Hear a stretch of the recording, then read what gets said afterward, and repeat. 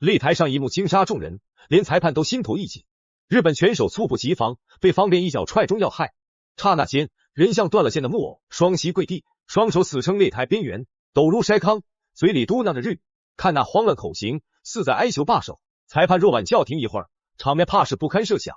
说起此事，还得回溯到1年前。那时，这日本拳手大摇大摆闯入中国拳坛，指明要挑战死神方便，行径嚣张至极。路过方便的宣传海报，他竟吐唾沫，大放厥词，扬言一个回合就把方便打得晕头转向。比赛开场铃一响，方便如猎豹出击，瞅准时机，一脚踹在对方肋部要害，咔嚓一声，日本拳手脸色煞白，瞪大双眼，来不及反应就昏死过去。本以为他醒后会感恩，谁料一睁眼就倒打一耙，污蔑方便违规。好在现场回放铁证如山，明眼人都能看出方便手下留情了。谁成想，这拳手堪称现代版农夫与蛇，毫无感恩之心，还变本加厉。1年之后，再度来华挑战，赛前依旧张狂，叫嚷让方便去医院预留床位，肆意调侃。这番厥词成功激怒方便，怒火在其心中熊熊燃烧。冤家路窄，二人再度对峙擂台。上回方便心存善念饶他一命，他却不知悔改，此番还气势汹汹想找回场子。只见方便目光冷峻，暗暗咬牙，心中憋锁了咒，决心不再手软，往昔恩怨齐聚这方寸擂台。这次方便定要让他见识中国武者的实力，为其张狂行径付出代价。方便别急，别急，你帅，走！东方也是懵了。红场裁判毛金宇告诉这个孙方面，金水帅只能1次发力出招，2次发力做动作。方便一上来已经掌握了赛的主动。这位日本选手过往的所作所为实在是令人不齿，想必他自己心里也十分清楚这一点。然而方便却全然没被这些场外因素干扰，依旧如往常那般沉稳冷静。赛前，小编还心存一丝期待，想着这位日本选手此番重新登上擂台，怎么着也该在赛场上亮出些真本事，给大家呈现几分精彩对决。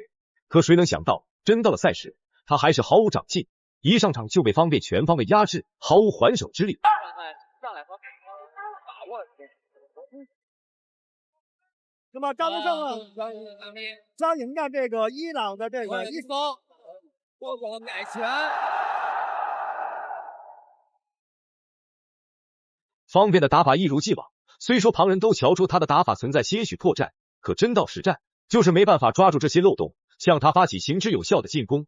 这恰恰是方便能够斩获豪华连胜战绩，长时间屹立不败的关键所在。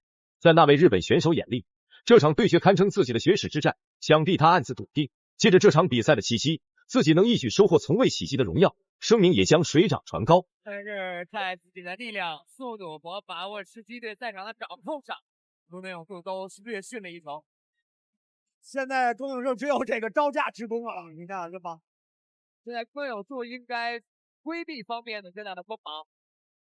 如果跟方面打进攻，自从中日对抗赛登陆国内，火热开办以来，就备受全民观众的青睐与追捧。每当那样的场景出现，日本选手节节败退，毫无还手之力，满场观众都会攥紧拳头，热血沸腾，那种咬牙切齿的畅快瞬间涌上心头。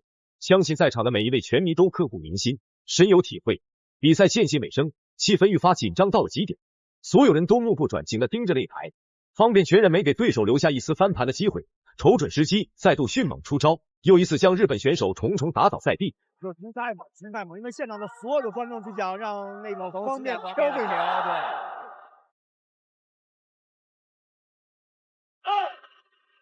对，这接给的半开动作现在这场比赛爆了！现在观众朋友们看，回想起1年前的那场赛事，他在赛场上那可是锋芒毕露，当时的他打法相当激进。可时过境迁，再把目光聚焦到当下这场对决，回顾首回合日本选手的表现，就会惊觉他跟1年前相比，简直像换了个人似的，几乎毫无改变，还是那套打法。要知道，方便的实力在业内可是有目共睹，强劲的很，他心里也摸清。所以此番对决，他满心满眼只剩害怕，极度恐惧自己一个不留神，就在这场比赛中被方便抓住破绽。这位日本选手还是挺坚韧的。今天是方便第32场比赛，完全就是一个表演赛了。没错。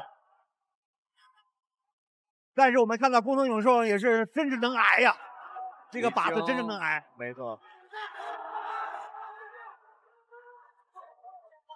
前手的摆拳方面，前手的这个前手摆拳真的是神出鬼没，突然就出现。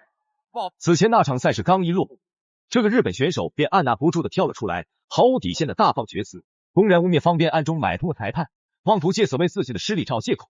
这般行径实在是烟撒逼劣，令人不齿。也正因他这一恶劣举动，在今天这场备受瞩目的对决里，方辩心里便多了些别样盘算。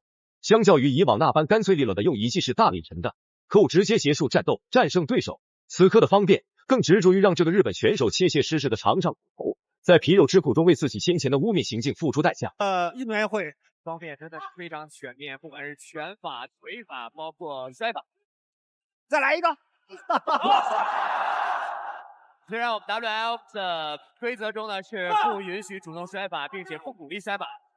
但是像这种接腿摔可以运用，就是我接到腿之后可以运用，但是一次发力，不能两次发力。我接腿之后一次没有摔倒，我再来一次。日本选手在中国擂台上被揍，看的人心里那叫一个痛快。加上过往咱们被其污蔑的那些糟心事，想必方辩今天绝不会手软。对手出招，方辩身形一闪躲开攻击，下一秒一记勾腹拳裹挟着千钧之力迅猛挥出，结结实实打在日本选手身上，当场打得他岔了气。只见日本选手瘫倒在擂台，双腿微屈跪地，嘴里嘟囔不停，像是在求方辩别再动手。台下中国拳迷见状，纷纷起身鼓掌，掌声雷动。方辩曾经战胜过对手，从那个时候但是想一雪前耻。现在方辩前摆拳，摆拳，哇！这是第二次让裁判毛景宇给龚鼎生进行强迫，但是龚鼎生又站起来了，而且表示还可以继续打。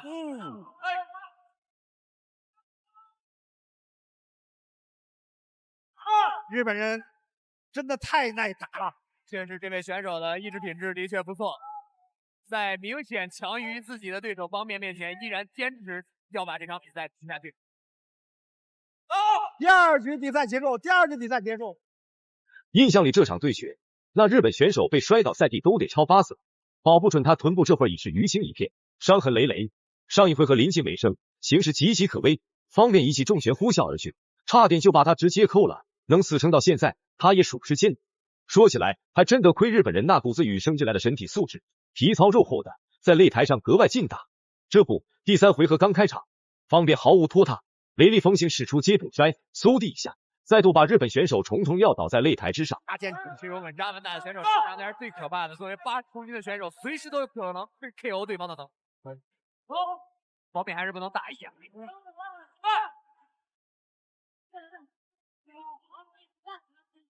今天方辩打得大开大合，动作幅度很大，因为毕竟这个宫东永树的这个进攻能力有限，就靠打防守反击，是吧？这要有一个车转拳，这下可算痛快了。